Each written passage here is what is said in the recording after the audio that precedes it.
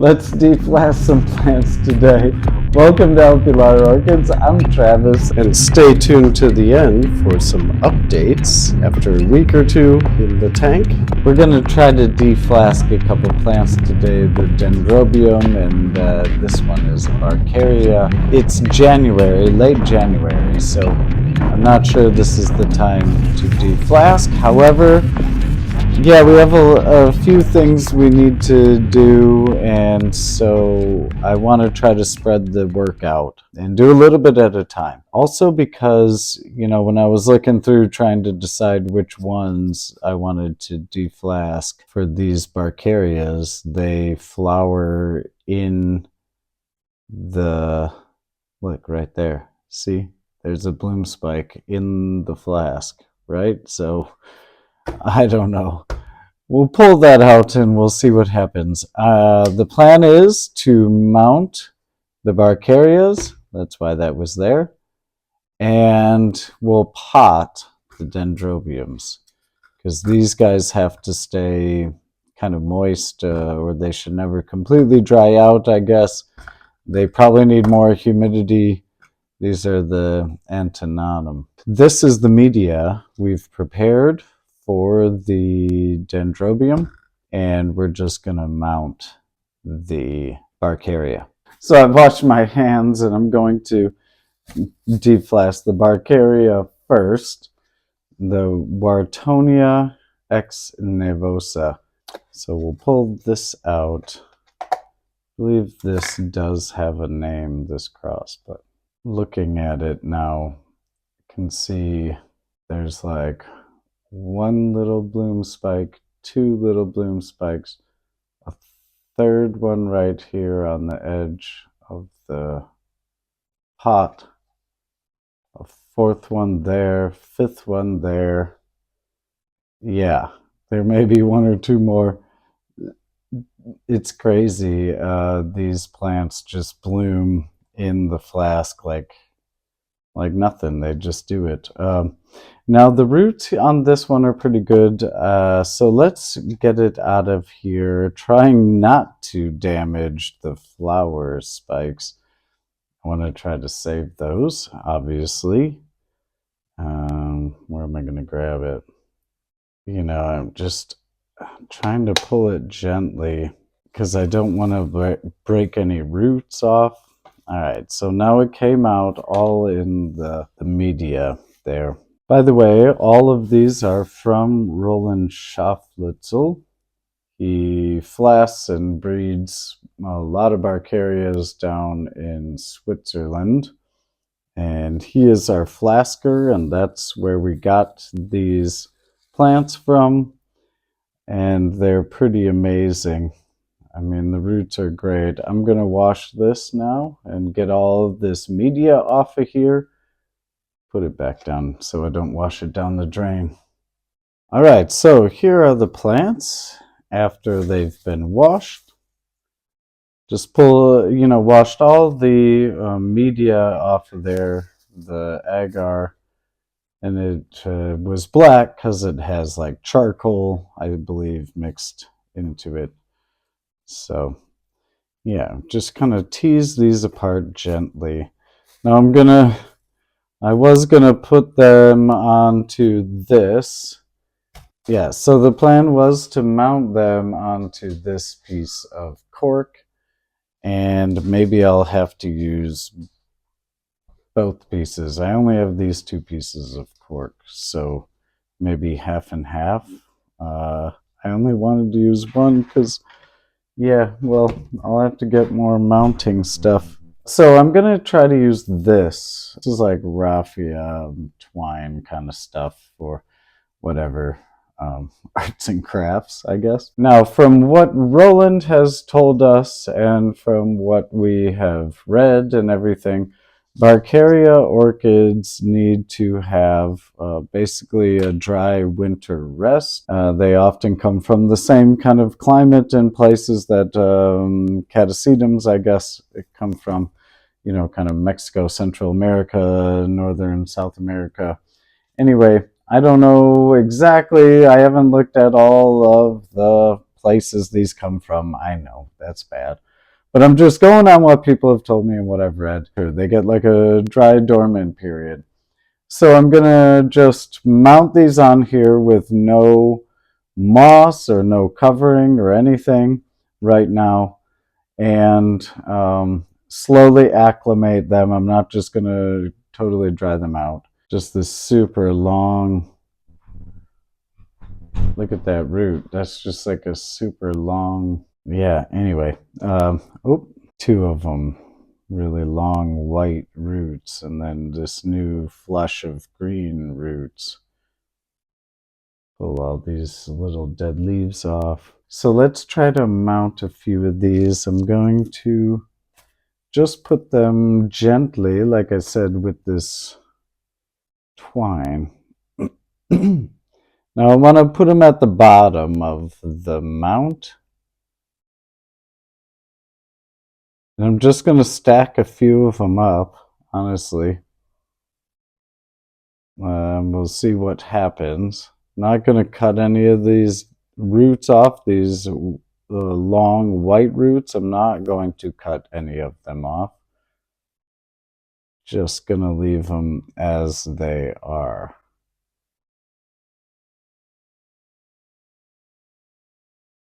And maybe one little small one. That's about half. So yeah, it's about half. You can even see, guess I'll move that up.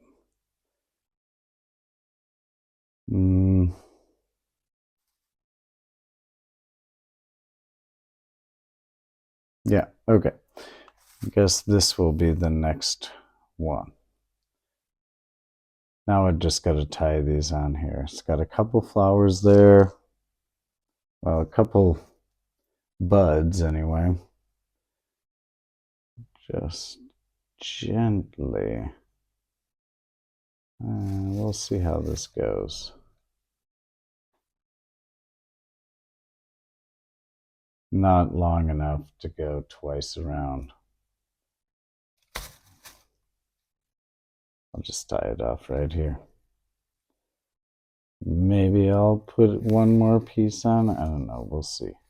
I may just leave it like that. Yeah, fine. Okay.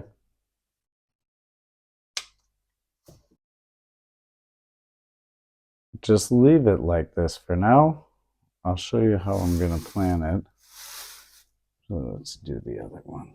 So we bought these pre-made from Schwerter, these little things. The last time we were there, I'm like, well, I need a couple of these. I think I'll pick a few up, and yeah. Okay, so I need more of that twine. Cut the second piece now of this little raffia stuff, and let's try this on here. I'm just gonna lump them all on there, actually. Put those up, those roots. Put that one on top.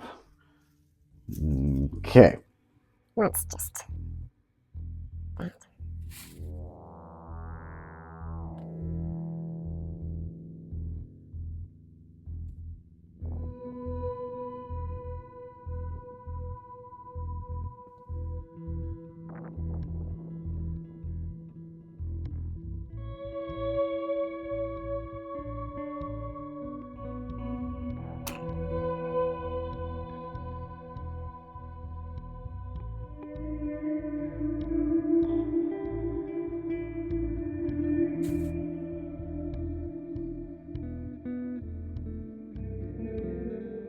Yep, that's a little tight.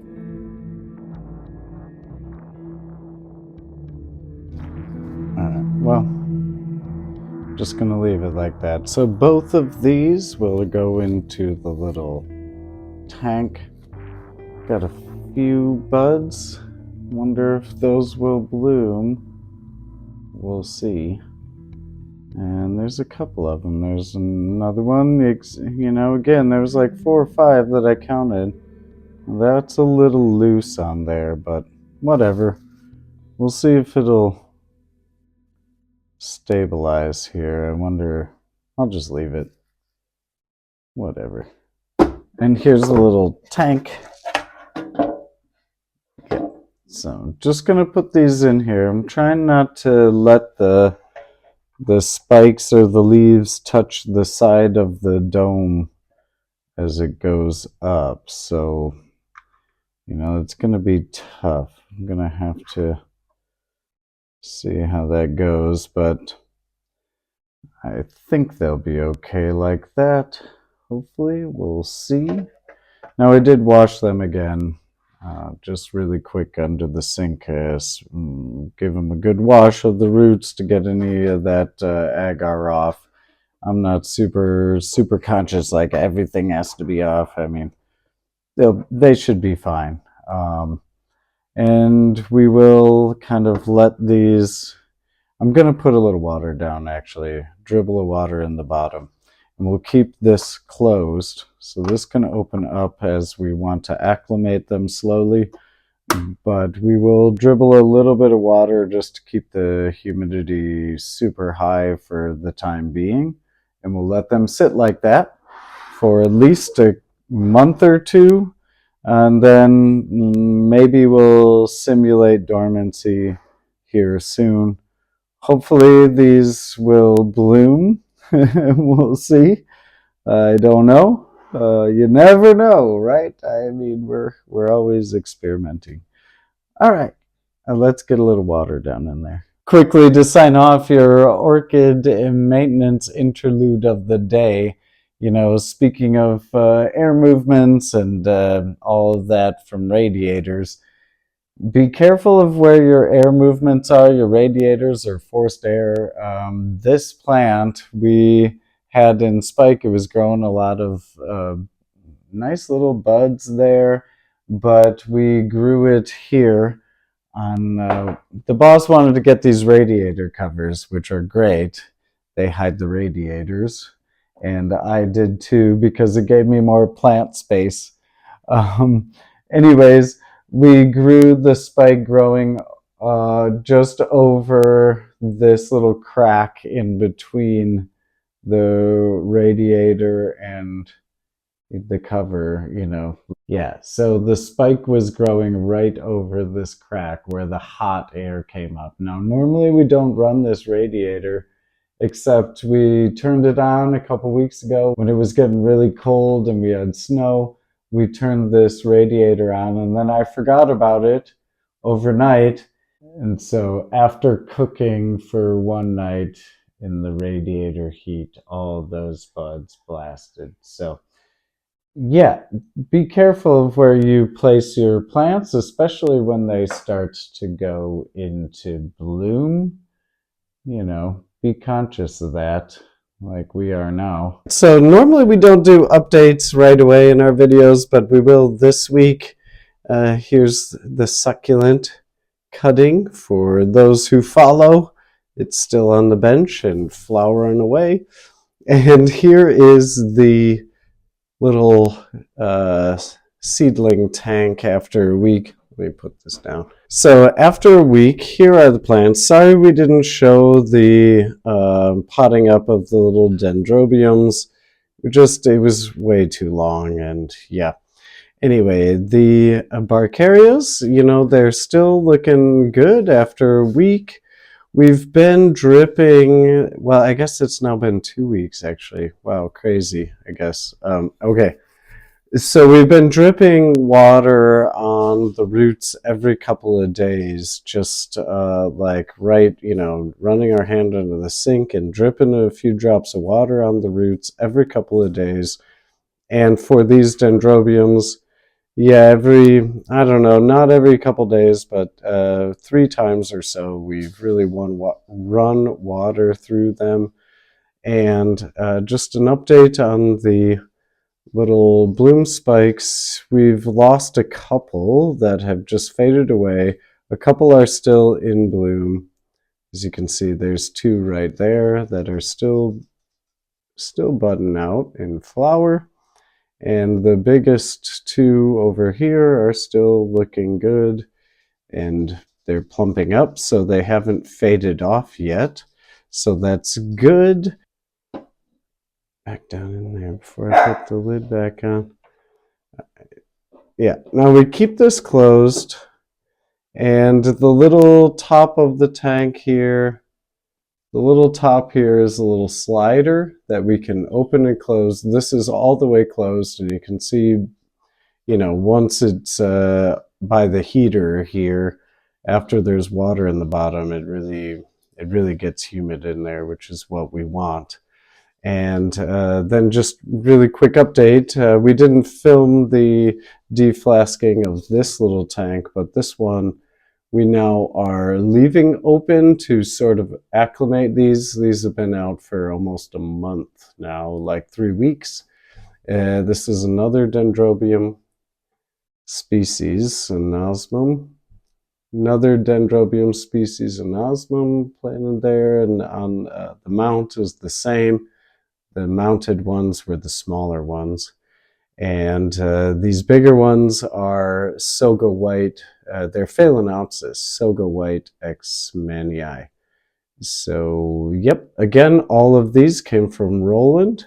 So thanks, Roland. We're starting to deflask, and hopefully we will see you soon down in Switzerland.